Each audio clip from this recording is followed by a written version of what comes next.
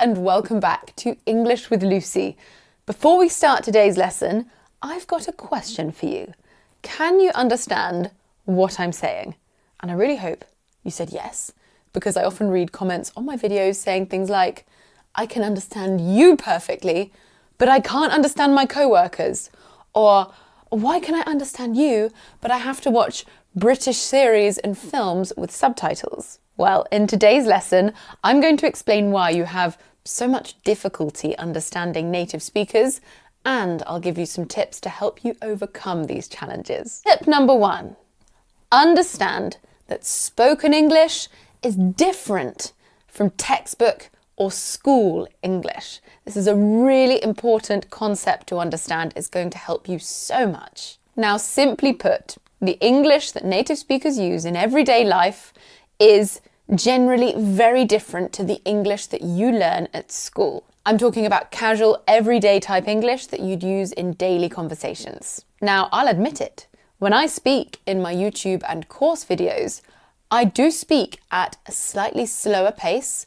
I choose my words carefully, and I make sure that my register is suitable for English learners. I want you to be able to understand each word I say.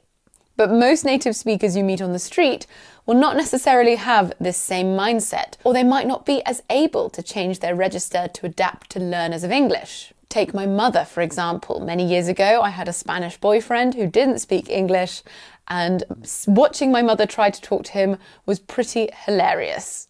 She was using idioms, phrasal verbs, dropping her T's, messing around with the pronunciation, and the poor guy stood no chance for a number of reasons, and not just when it comes to understanding my mother. Here are some examples of how spoken English and textbook English might differ from a grammar standpoint. There are certain tenses and grammatical structures that are far more commonly used in written English than they are in spoken English, like the passive voice, which is a grammatical construction used to emphasize the action or object rather than the subject or doer. It's often preferred in academic writing, formal reports, and professional documents. For example, the decision was made by the committee. Sticking on the topic of grammar, you may have been taught that you shouldn't end sentences with prepositions. Well, I'm here to tell you that native speakers do it all the time. It might be confusing to hear a random preposition at the end of a sentence, but trust me, it's really common. Like in this example, who are you going with? It honestly sounds way too proper to say, with whom are you going? Obviously, if you say it without the accent, with whom are you going, it sounds slightly less proper, but it sounds old-fashioned at best. Another example, it sounds way more natural to say, she didn't know who to give the gift to, rather than the textbook English version, she didn't know to whom to give the gift. I also want to point out that we tend to bend other rules a bit when speaking. For example, you might hear someone say, I haven't got any money, which is common in spoken British English. While in school, you're most likely taught to say, I don't have any money. Another example of this is in the expression, can't believe it, where we drop the subject and utilize the contraction of cannot. Obviously, you're taught in school to always include a subject, like I cannot believe it, but that doesn't always happen in conversation. Tip number 2, get feedback from trained, qualified professionals. If you're serious about truly mastering English, there really is no better way than one-on-one sessions with a qualified professional. Trying to progress without feedback is really bloody hard. Tip number 3, native speakers don't articulate. This is the topic of connected speech. So one of the things I'm sure you'll pick up on while listening to British content or in conversations with your language talk tutor or native English speaking friends is that we love to squish our words together and get information out as quickly and efficiently as possible. And this is known as connected speech, which refers to the way words are linked together in natural, fluent speech. Now, there are several key aspects of connected speech that you need to be aware of. And I'm not going to go too deep into this right now, but I want you to be aware of certain features you will definitely hear in spoken British English. We'll start with elision. Elision is the omission or leaving out of certain sounds in speech, often to make pronunciation more efficient and fluid. In British English, the most common example is the dropping of the final t sound in words like not, but, and what. For example, I don't know might be pronounced as I don't know. No t sound to be found there. Assimilation. Assimilation occurs when a sound changes to become more like a neighbouring sound. In British English, this often happens with the t and d sounds when followed by a y sound. T and y often sounds like ch, and d and y often sounds like j. For example, got you, got you. Would you, would you. Now this one is really fun. The intrusive R. In British English, an R sound is sometimes inserted between two vowel sounds to make the transition smoother. And this is particularly common in non-rhotic accents, such as received pronunciation or modern received pronunciation, my accent. For example, law and order may be pronounced as law and order. I've inserted an R sound that isn't meant to be there, but I've put it there because it's easier for me. Now, as well as the intrusive R, we also have the linking R, and this is really similar, but it occurs when a word ending in the letter R is followed by a word beginning with a vowel sound. In non-rhotic accents, the R is pronounced to connect the two words. For example, far away may be pronounced as far away, far away. Far on its own, no R sound, but when followed by a word starting with a vowel sound, far away, it's just natural to put it in there. And let's look at weak forms. In connected speech, certain words are often pronounced with a reduced or weak form. And this is particularly common with function words such as prepositions, articles, and auxiliary verbs. For example, to may be pronounced as t, and may be pronounced as n. So that was a very quick overview. We do have more videos on connected speech. It is actually one of my favourite topics. Understanding how frequently connected speech is used will go a long way in improving your comprehension skills. Let's move on to tip 4, contractions and unique language features. I feel like contractions go hand in hand with connected speech. Contractions, as I have talked about in previous videos, refer to the shortening of words by combining two or more words, there are sometimes triplets in there, together.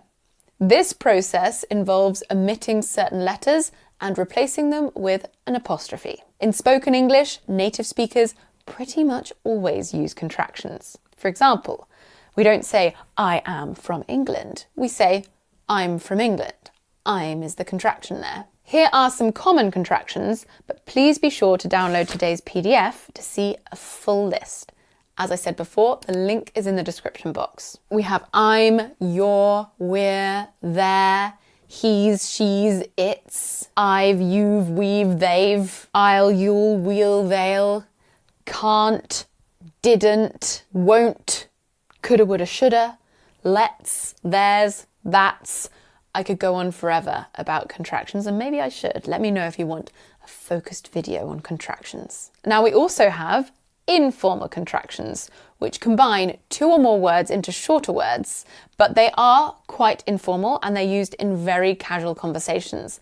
Like in this sentence, I have to go to the shops if you want to come, rather than I have to go to the shops if you want to come. These kinds of informal contractions are extremely popular and tend to cause a lot of confusion for English learners. So the more familiar you become with them, the quicker your listening skills will improve. Here we have some very common ones like useter, kinda, lotsa, coulda, Ida, she'da, howja, and whatja. Final tip, learn idioms and slang.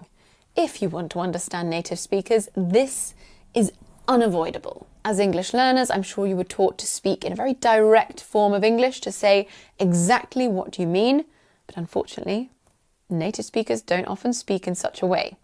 We tend to use a lot of slang and idioms because it adds colour and character to what we're trying to say, and I'm sure you do the same in your native language. I know I said that connected speech is one of my favourite things to teach, but I actually think that idioms and slang is too. I can't decide, so I won't. I'll just enjoy them both.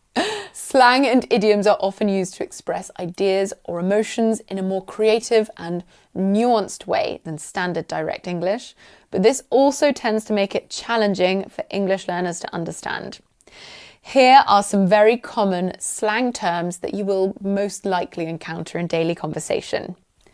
Grub, food, particularly pub food or unhealthy food, food that fills you. Lurgy, an unspecified mild illness or feeling unwell. It's like a general cold. Oh, I've got some sort of lurgy. Dab hand. If you're a dab hand at something, you are skilled or proficient at something.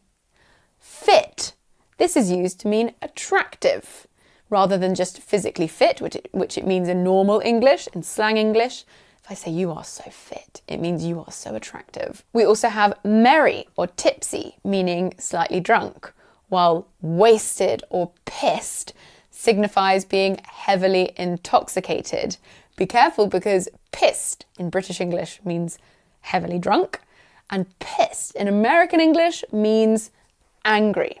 In British English, we tend to say pissed off, a phrasal verb. One of my favourites, I use this all the time, knackered. If you are knackered, you are extremely tired. I also like to say chuffed, which means very happy or pleased or kind of smug and satisfied. I'm chuffed with my exam result. Okay, I have put loads more idioms and slang phrases in the PDF, so don't forget to download that.